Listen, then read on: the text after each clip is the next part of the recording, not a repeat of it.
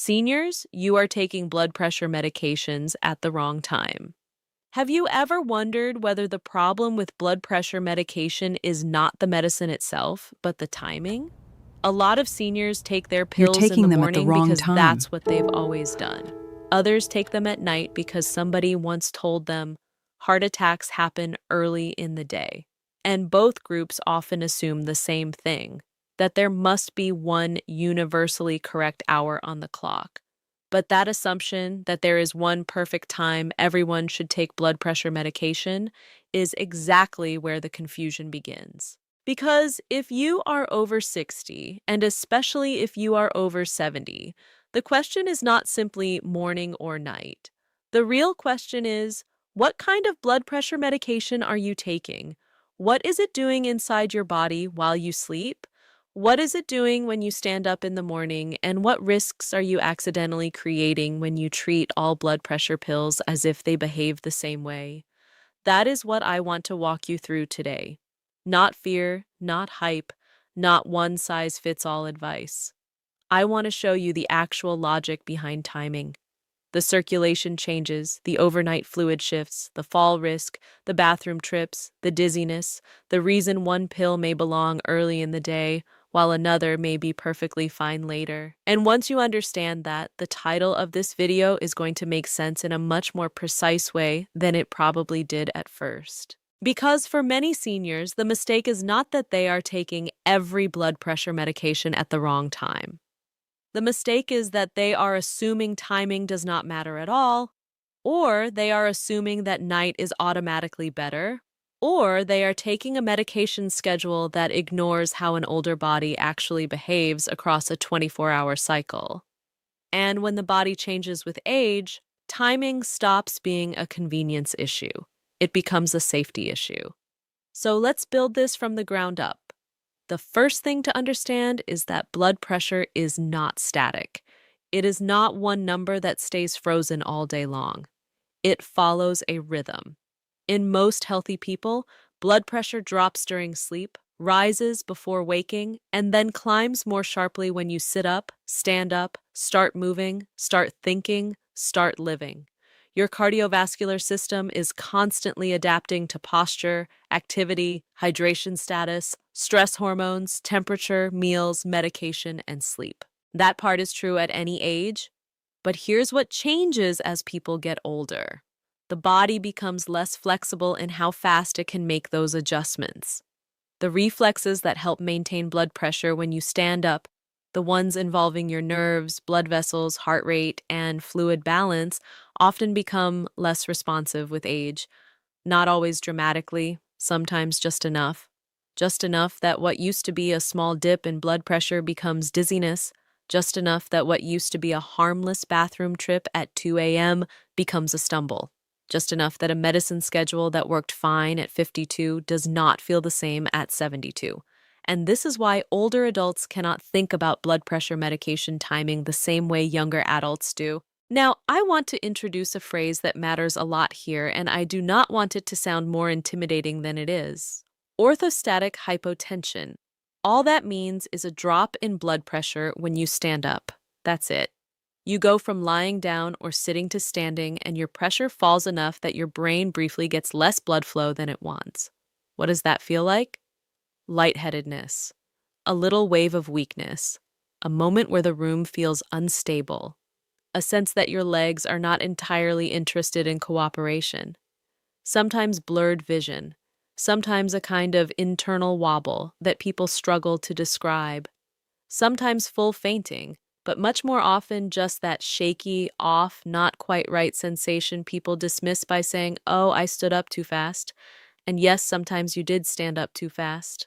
But sometimes the bigger story is that the body was not ready because the pressure support system was already being pushed by medication timing, dehydration, overnight urination, or the normal aging process itself. This matters because blood pressure medication is doing exactly what it is designed to do. It is lowering pressure. That is the point. But if the timing of that lowering lines up poorly with sleep, nighttime bathroom trips, morning standing, or frailty, the issue is no longer just blood pressure control. The issue becomes function, stability, falls, confidence walking to the bathroom in the dark, whether the first 10 seconds after getting out of bed feels solid or dangerous. And for seniors, those details matter enormously. Now, here is where the conversation usually gets oversimplified. You will hear people say things like, take your blood pressure medication at night because your blood pressure needs to be controlled while you sleep, or take it in the morning because that's safer.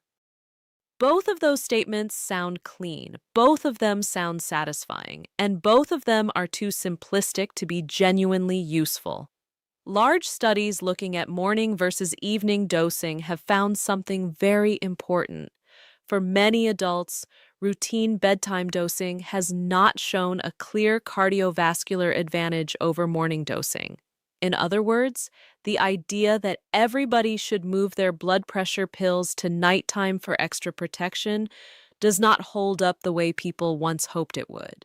That is a big deal because it means the conversation changes. If bedtime is not automatically better, then the real goal is no longer chasing some magical universal hour. The real goal becomes taking the medication at the time that best fits the medicine, minimizes side effects, supports consistency, and lowers the chance of problems like dizziness, falls, or being awake 3 times a night walking to the bathroom. That is a much more useful framework. And it leads to the most important point in this entire video. The wrong time is not the same wrong time for every pill. That is the mistake. A diuretic taken before bed is not the same situation as a long-acting ACE inhibitor taken with dinner. A person who gets up twice a night to urinate is not the same as a person who sleeps through the night and forgets every morning dose. A senior with dizziness when standing is not the same as a senior whose main problem is simply remembering medication. A person living independently and moving well is not the same as a frail older adult who is already at risk of falling. So if you take one phrase from this video, let it be this. Blood pressure medication timing is less about the clock and more about the interaction between the drug, the body, and the rhythm of the day. Now let's get specific because this is where the useful part begins. The first category I want to talk about is diuretics, what many people call water pills. These include medications that increase urination by telling the kidneys to pull more fluid out of the body. And from a timing standpoint, these are probably the easiest to misunderstand and the easiest to get wrong. Why? Because when you take a diuretic, you are not just lowering blood pressure, you are also shifting fluid. You are changing how much water your body holds on to. And very practically, you are making yourself pee more. That effect is not symbolic, it is not subtle, it is not theoretical, it means more trips to the bathroom. Now imagine that happening at 11 p.m. or midnight or 2 in the morning. Imagine an older adult waking up groggy, standing up quickly, turning in a dark hallway, feet not fully steady, blood pressure not fully supported, bladder urgent, balance not perfect. That is how a medication timing issue becomes a fall issue. This is why water pills are commonly taken in the morning, and if prescribed twice a day, earlier in the day rather than close to bedtime. Not because morning is morally superior, not because doctors enjoy making people organize pill boxes, but because you want the urination effect happening during waking hours, not during the part of the day when the risks of disorientation, rushing, and instability are highest. And there's another layer here that people often miss. Diuretics can also contribute to dehydration if fluid balance is not watched carefully, especially in older adults, especially in hot weather, especially during illness, especially if appetite is low or someone is already not drinking enough. Dehydration then makes dizziness more likely, and dizziness plus nighttime urgency is not a combination you want. So, if there is one group of blood pressure medications where the timing question really does matter in a very obvious day-to-day way, it is this one. Water pills late at night can quietly create a chain reaction. More bathroom trips, less sleep, more dehydration, more morning weakness, more standing dizziness, more fall risk. That chain reaction is not dramatic until suddenly it is. Now, I want to pause here and say something carefully because this topic can easily be misunderstood. This video is not telling anyone to change their medication schedule on their own. Some people are specifically instructed to take certain medicines at certain times for very good reasons. The purpose here is to help you understand the logic so that if something feels off, you know what conversation to have. That matters. Because a lot of seniors assume the only meaningful side effect of blood pressure medication is whether the number on the machine goes down too much. But the body gives clues long before that. Clues like morning fogginess, clues like needing to sit on the edge of the bed before standing, clues like feeling unsteady on the first trip to the bathroom. Clues like avoiding drinking water in the evening because you're already waking up too often. Clues like thinking, I guess this is just aging, when actually part of it may be timing. And that brings me to the second major category, not water pills now, but the long-acting blood pressure medications people often take once daily. ACE inhibitors, ARBs, calcium channel blockers, some beta blockers. These are the medicines that make the timing conversation more interesting because their effects are usually spread across many hours, and for a lot of people, they are not tied to a dramatic bathroom effect the way diuretics are. So, what happens here for many seniors? The main priority with these medications is consistency, taking them the same way at the same general time in a way that supports adherence and reduces missed doses. This matters more than people realize because a theoretically ideal schedule that is forgotten twice a week is worse than a slightly less glamorous schedule that is followed every day. That sounds obvious, but it is incredibly important. A lot of medication advice fails because it confuses optimal on paper with workable in real life. Let's say a person is told bedtime is better, but they fall asleep in the recliner and miss half their doses. That is not better. Let's say someone is told morning is best, but mornings are chaotic, appetite is low, there are multiple pills, and doses keep getting skipped. That is not better either. For many older adults, the best timing is the timing that actually happens reliably and does not create side effects that interfere with daily life. That is the practical truth. But there is still a complication, and I want to spend time on it because this is where the public conversation becomes messy. Some people have been told that nighttime dosing is better because blood pressure problems happen during sleep or in the early morning. And the theory behind that is understandable. Blood pressure has a rhythm. Some people do not get the normal nighttime dip. Some people have higher pressures overnight. Some people wake up with pronounced morning surges. So the idea developed that taking medication at night might better protect the hours when cardiovascular risk seems to rise. That theory is not irrational. It makes sense at first glance. But when larger and more modern trials looked at routine bedtime dosing in broad groups of patients, the clear universal benefit people hoped for did not show up. Not for everybody. Not as a blanket rule. And that matters because it means seniors should be very cautious about confident, sweeping messages that tell everyone to move every blood pressure pill to the nightstand. The evidence does not support that kind of certainty, and in frail older adults specifically, that point becomes even more important. Studies in very old populations, including nursing home residents, have not shown a major benefit from simply switching blood pressure medications from morning to bedtime. In plain language, bedtime was not the magic fix. It did not suddenly produce dramatically better outcomes just because the clock changed. That is actually a very reassuring finding. Why?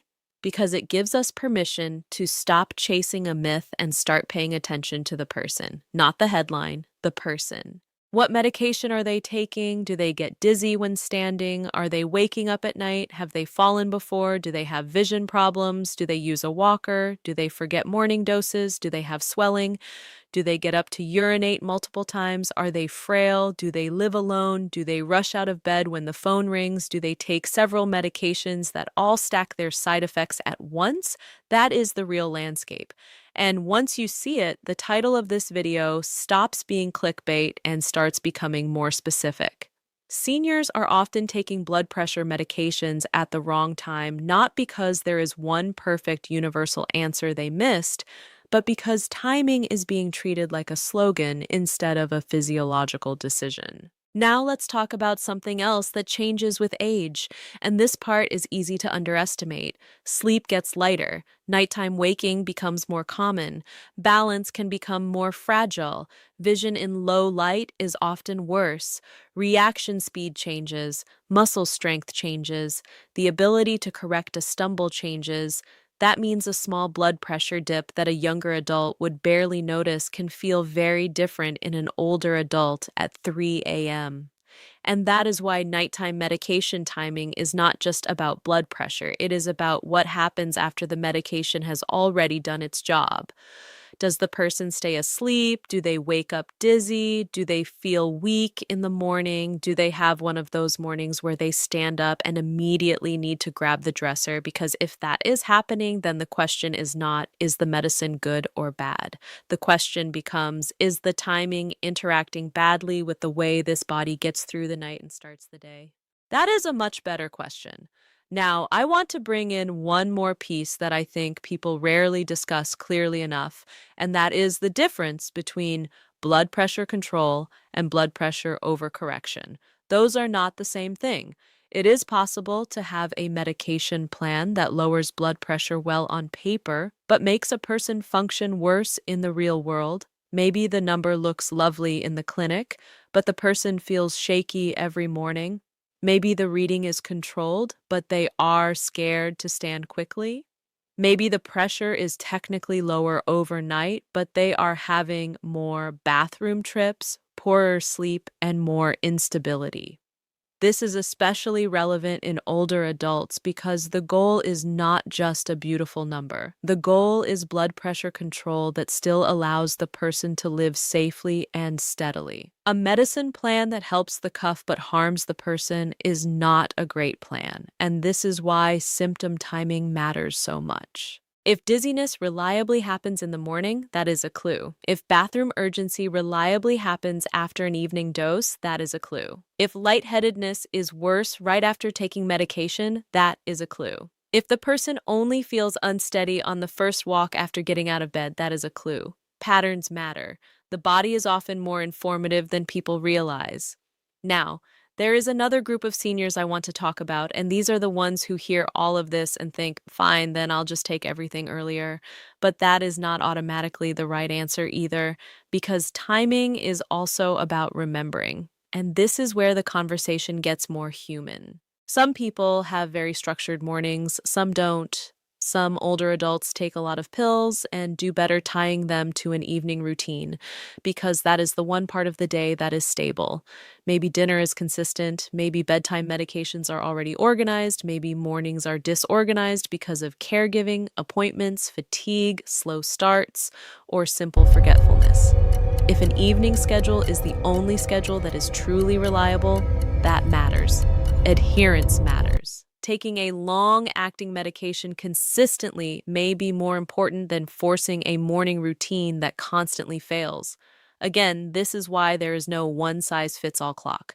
But even then, the principle still stands. The timing should fit the medicine and the person, not a meme, not a comment section, not one dramatic claim that everyone has been doing it wrong. Now, let me make this very concrete. If the medication is a water pill and it is keeping you up at night, that timing deserves attention. If the medication timing lines up with repeated dizziness or unsteadiness, that deserves attention. If a senior has a history of falling, fainting, or feeling weak when standing, timing deserves attention. If the main issue is simply remembering doses, then the best schedule may be the one that is easiest to follow every day.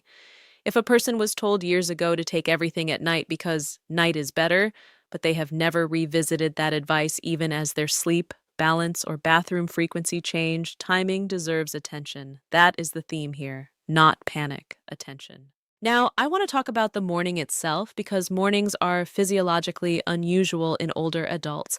After hours of sleep, the body has been lying down. Fluid distribution changes overnight. The moment you stand, gravity suddenly asks your circulation to work harder. Blood needs to be pushed upward, vessels need to tighten, the heart may need to respond faster, the nervous system has to coordinate all of that quickly. And in younger, healthier, more resilient bodies, this often happens quietly. In older bodies, sometimes it doesn't. Add medication into that transition, especially medication schedules that lower pressure at the wrong part of the cycle for that individual, and the morning can become the time when people feel most vulnerable. That is why "I'm only dizzy in the morning" is not a throwaway complaint. It may be the body telling you that the overnight to standing transition is not being handled well. Now, here is the part most people don't think about. Some seniors do not complain of dizziness at all because they have adapted around it. They rise slowly, they sit first, they pause, they hold on to furniture, they say they are being careful, and they are.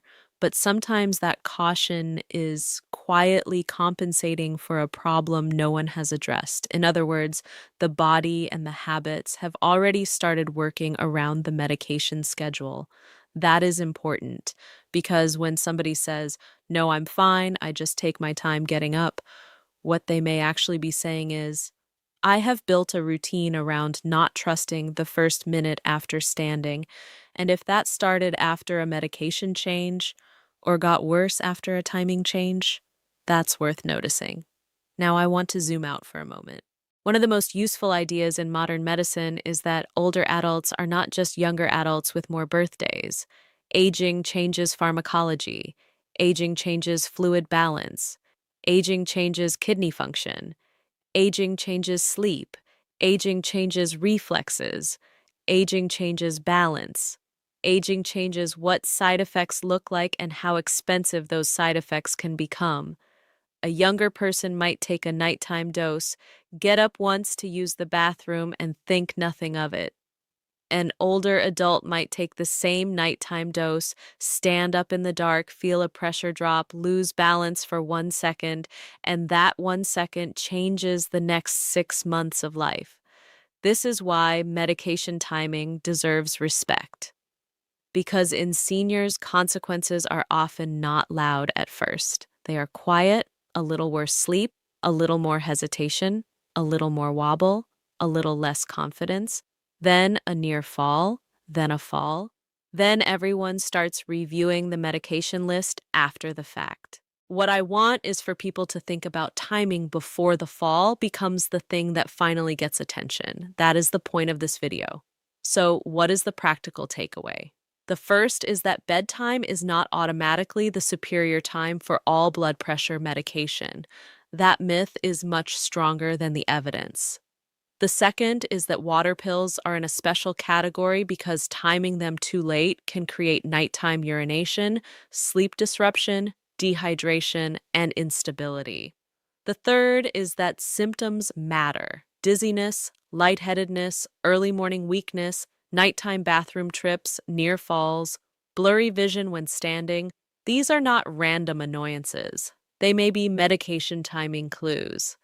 The fourth is that consistency matters. A medication only works if it is actually taken. The most elegant schedule in the world is worthless if it is constantly forgotten. And the fifth, maybe the most important, is that any timing change in an older adult deserves attention because the days right after a medication adjustment can be the period when dizziness and falls are more likely. That last point matters a lot, not just what time the pill is taken, but what happens after the timing is changed. If an older adult switches a dose from morning to evening or evening to morning and then starts feeling off, that is not something to shrug at. The body may need monitoring and the pattern may need to be reevaluated because, again, blood pressure medication is not just a number game, it is a whole body timing game. Let me close with this. A lot of seniors have been told a very incomplete story about blood pressure medication. They have been told what the pill is for, maybe what the dose is, maybe what the side effects are in a general sense, but they have not been given the deeper story, which is that the body changes over time and timing that once felt irrelevant can become important later. The extraordinary thing is that once you start paying attention, the clues are often already there. The pill that seems harmless until it keeps you up peeing all night. The dose that looks fine until the mornings start feeling less steady. The schedule that seems convenient until you realize you are structuring your entire first hour of the day around not getting lightheaded. The body is usually telling the story. It just does not tell it in a dramatic way. It tells it through patterns. And if you are a senior or you care for one, that is the real message I want you to remember. The wrong time is not always obvious. Sometimes it looks like poor sleep. Sometimes it looks like bathroom urgency. Sometimes it looks like dizziness. Sometimes it looks like a fall risk that has been mistaken for normal aging. Sometimes it looks like a schedule chosen years ago that no longer fits the body living with it today. So, no, the answer is not that every senior should suddenly move every blood pressure pill to the morning. And no, the answer is not that nighttime is secretly superior for everyone. The answer is more intelligent than that. Take the right medication at the right time for that specific medication, that specific body, that specific daily rhythm, and that specific risk profile.